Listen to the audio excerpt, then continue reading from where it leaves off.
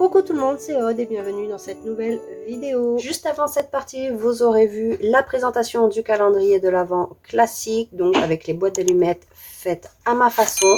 Donc pour rappel, je tiens à le préciser, c'est pas des fichiers commerciaux, je n'achète pas de fichiers commerciaux avec une licence commerciale, je crée moi-même de A à Z les fichiers de découpe, les décorations. Alors les fichiers de découpe, je les crée sur le logiciel Silhouette Studio. Donc tout est créé par moi, donc ça c'est la boîte, il y a le contour, évidemment, bon, le contour c'est très basique, hein.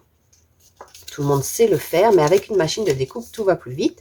Et cette fois-ci, j'ai fait en sorte que la boîte plus la découpe rentre dans une feuille A4. Donc pour 24 boîtes, vous aurez besoin de 24 feuilles A4. Et pour la 25e boîte, et je crois qu'il en faut une 30-30 ou 2 A4 parce que en fait elle est plus grande et ce n'est pas une boîte tiroir. Donc là j'ai déjà découpé mes petits chiffres, donc comme la dernière fois sur ce n'est pas un vinyle, c'est plus facile je pense dans un vinyle, enfin plus facile, notamment pour les tout petits éléments, mais bon, je m'en sors très bien, c'est pas compliqué. Je le fais à la silhouette, je n'ai pas encore utilisé ma Cricut. Donc, je vais transférer tous mes petits chiffres. Et cette fois-ci, j'ai acheté du transfert, donc du scotch de transfert, ce qui va me permettre de les transférer rapidement et beaucoup plus facilement sur mes différents papiers.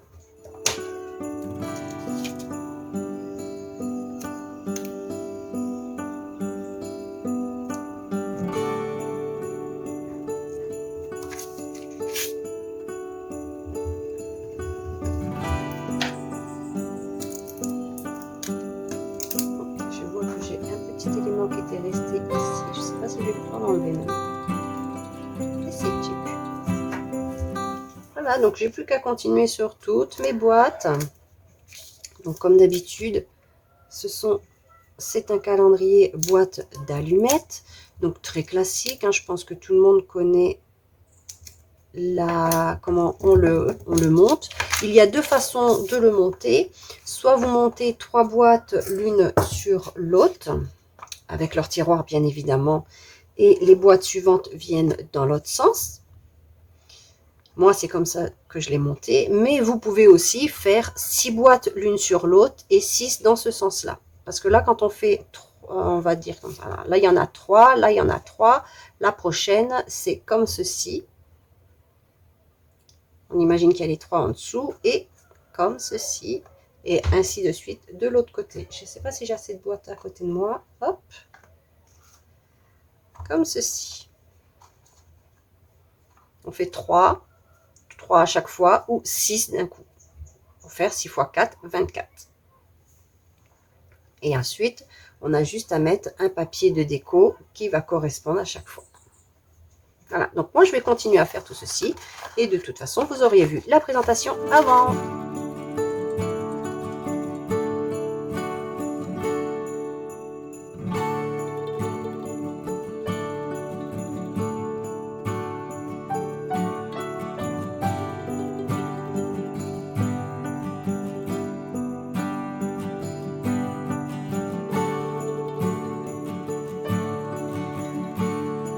Alors pour le faire, j'ai déjà créé un premier morceau. Donc en haut, c'est exactement la même chose que je vais faire. J'ai mis un papier ici qui est purement, on va dire, c'est pour apporter du renfort et maintenir correctement l'ensemble. Et c'est fait un renfort. Ensuite, on met soit les boîtes de la même manière au-dessus. Mais moi, je les ai prévues comme ceci parce que sur chaque petit côté ici, il y aura un papier que je vais coller par la suite. Donc les papiers sont prévus aussi dans le pack. Donc je vais mettre comme ceci, hop, et comme ceci. Je vais y arriver. Voilà. Donc il ne reste qu'un tout petit trou au milieu. Donc j'ai assemblé les boîtes. Alors, vous voyez, j'ai mis du scotch de masquage. J'ai mis un scotch de masquage en les centrant le mieux possible. j'ai écarté à chaque fois et j'ai mis de la colle. Et ensuite, j'ai mis un poids pour bien faire tenir. Et j'ai fait ceci sur tous mes blocs. C'est des blocs de 3 boîtes. Et maintenant, il me reste plus qu'à mettre le papier sur le côté ici pour cacher. Comme ceci. Avant de mettre après le papier de collection. Alors, vous pouvez mettre le papier de votre choix. Hein. Vous n'êtes pas obligé de mettre celui que moi je vous propose. Vous avez aussi les fichiers de découpe pour découper dans des papiers de collection de votre choix. Ou alors, éventuellement, vous prenez vous faites les petites découpes. Si vous en faites un avec le pack de déco, vous en faites un avec le pack de déco. Si vous l'avez acheté, et ensuite vous pouvez utiliser ça en gabarit si vous ne voulez pas vous embêter à ressortir la machine, etc.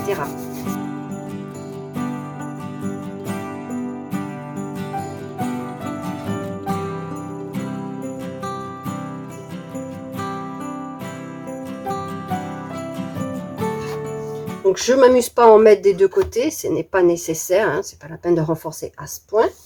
Il m'en reste plus qu'un à mettre. Donc pour le moment, les boîtes, elles sortent des deux côtés, mais après, étant donné qu'elles sont mises dos à dos, elles ne bougeront plus. Enfin, elles sortiront, mais elles n'iront pas plus loin. Et maintenant, je vais les coller sur mon premier socle. Donc je mets de la colle principalement sur le devant et là où on voit, et après un petit peu au milieu, sur les bords en fait, de manière à ce qu'il ne bouge pas trop sur les bords. J'essaye de me mettre le mieux possible. Hop. On met un petit poids comme ceci. Après, ce n'est pas grave si la boîte, par exemple, on l'a mise à l'envers, on l'enlève et on la remet. Il ne faut pas s'inquiéter pour ça.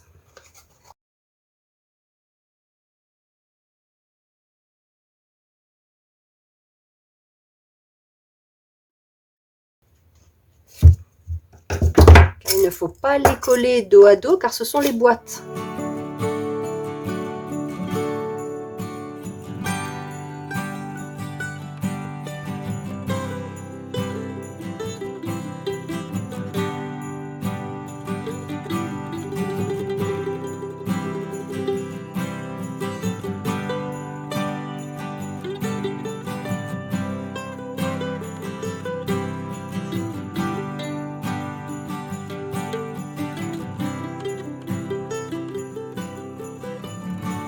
Plus on colle droit, plus les finitions sont jolies. Là, je me suis un petit peu dépêchée. À chaque fois que je fais une vidéo, j'ai le malheur de me dépêcher. Là, je vais pouvoir coller donc sur les côtés les différents papiers de collection que j'ai découpés. Donc, je ne les ai pas tous découpés. Il y en a deux là, il y en a encore deux ici, par exemple. Et ensuite, je vais continuer sur les côtés et faire au-dessus.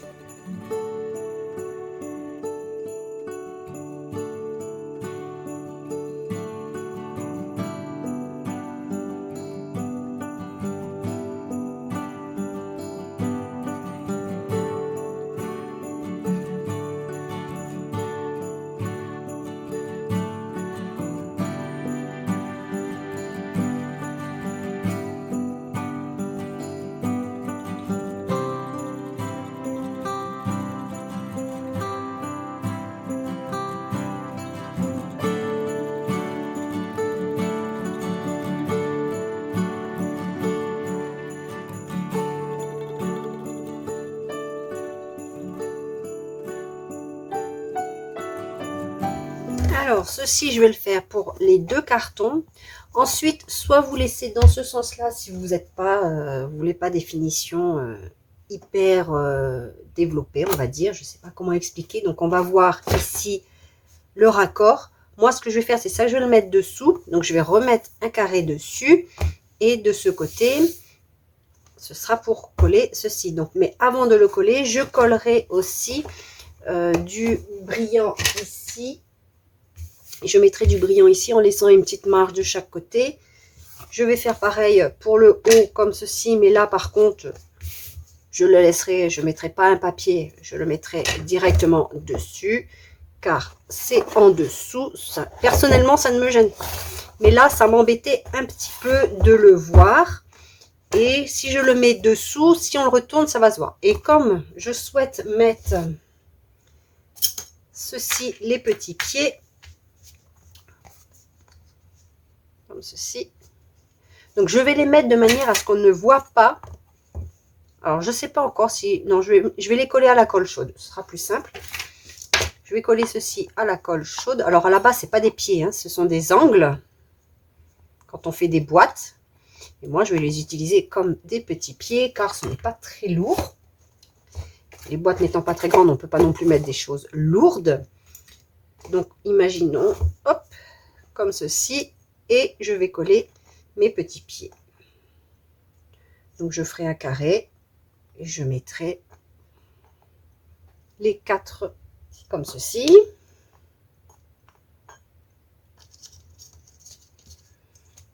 Bon, bien sûr, je vais mettre, quand c'est écarté comme ça, c'est ce que je vais mettre au niveau, pour qu'on le voit le moins possible. Je ne vais pas le mettre debout. Je vais mettre comme ceci. Et par contre, si vous n'avez pas, vous pouvez très bien utiliser des grosses perles de bois. C'est aussi très joli. Mais je trouve les miennes trop petites et j'en ai pas des plus grosses. Ça aurait été beaucoup plus joli, des quand même au moins 2 cm de diamètre, je pense, pour que ce soit plus joli. Donc là, ce sera mes pieds. Donc je vais couper le morceau pour pouvoir coller ceci. Et je vais aussi coller le brillant. Et pareil pour celui-ci, je vais le recouvrir de papier. Je vais mettre un papier brillant et un papier de collection. Et ensuite, il y aura la boîte qui viendra dessus. Pour le numéro 25. Si vous voulez aller jusqu'à 25, sinon vous laissez, vous mettez que le support ici avec 24 boîtes. Alors, voilà, j'ai mis un morceau de papier brillant. J'aurais pu couper au milieu, comme j'ai fait ici, parce que ça ne se voit pas, tout simplement, parce qu'il y a un papier qui vient. Alors là, c'est pas le papier, c'est la boîte directement. J'ai placé les pieds avec de la colle chaude. Alors, j'ai fait attention d'enlever ce qui dépassait là, mais au milieu, j'ai laissé. Si j'avais un 5e pied, j'en aurais mis un au milieu par sécurité. Mais je n'en ai plus, donc ça restera comme ça. Mais bon, ça tient aussi. Hein. Donc, j'aurai ceci à coller au milieu. J'ai collé aussi tous les petits papiers qui viennent sur les côtés. Hop. Donc, j'ai collé ici ceci.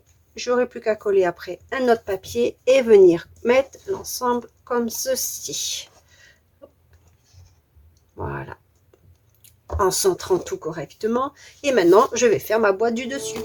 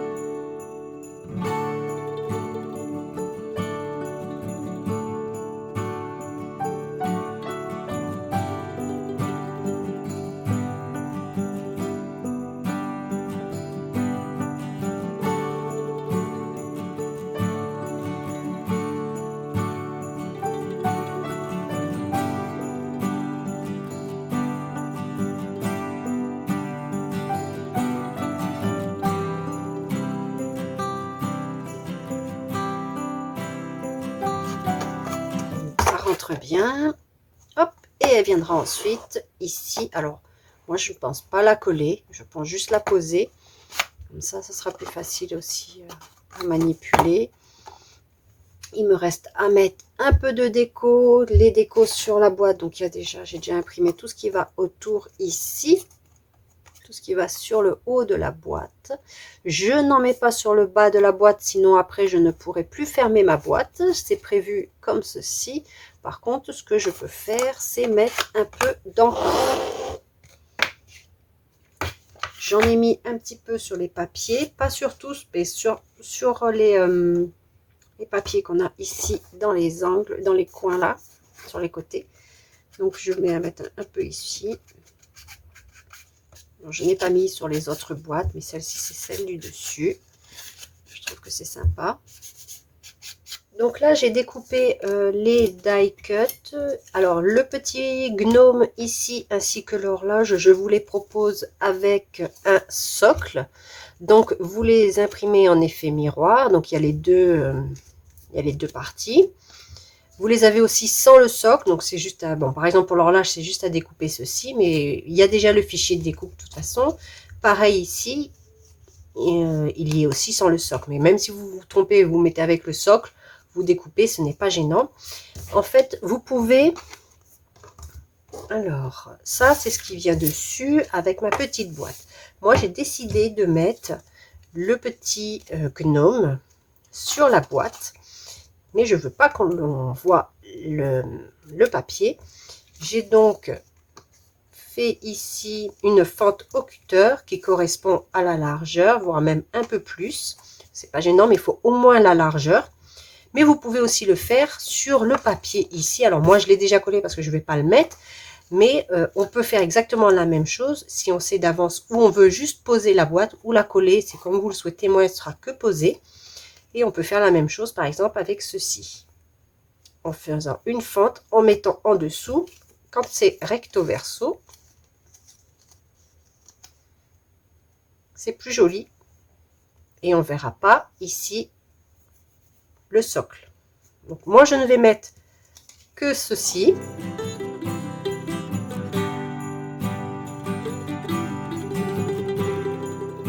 Avec la machine Silhouette, on a une découpe parfaitement identique.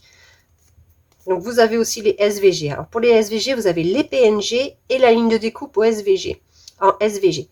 J'ai remarqué que lorsque j'enregistre les PNG en 300 dpi, parfois, lorsque j'ouvre dans le Design Space de Cricut, l'image est plus grande que le contour. En fait, je ne sais pas pourquoi. Donc vous prenez, quand vous cliquez sur votre contour, vous avez la taille, hauteur, largeur. Et en fait, quand vous mettez aussi l'image, vous cliquez dessus, vous changez la taille et en gardant les proportions. Et vous aurez la même, en mettant les mêmes dimensions que pour le contour, vous aurez la même chose. Je ne sais pas pourquoi ça fait ça. Peut-être que ça ne le fait que pour mon logiciel. Peut-être qu'il n'est pas à jour ou je ne sais pas, mais ça me le fait. Donc, c'est pas grand chose, il suffit juste de redimensionner si vous voulez les utiliser. Donc là, maintenant, je ferme mon petit socle. Je le place à l'intérieur. Et c'est ceci que je vais venir coller. Hop, comme ceci au dos. Donc, je le mets correctement par rapport aux lignes de pli. Je regarde si ça passe bien. C'est parfait. Donc, je vais mettre un petit peu de colle. Et j'ai plus qu'à coller maintenant sur ma petite boîte. J'ai plus que mon numéro 25 à mettre. Alors, je ne sais pas exactement où je vais le mettre.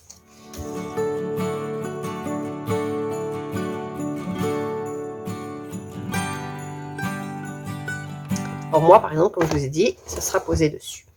Maintenant, tout ce qui me reste à faire, c'est coller mes boîtes sur mon socle ici. Coller ceci et poser ma boîte. Voilà. Alors, le process de ce calendrier de l'Avent est terminé. J'espère que vous l'avez aimé, que vous avez aimé la décoration. Et je vous dis à bientôt pour une prochaine vidéo. Bye bye!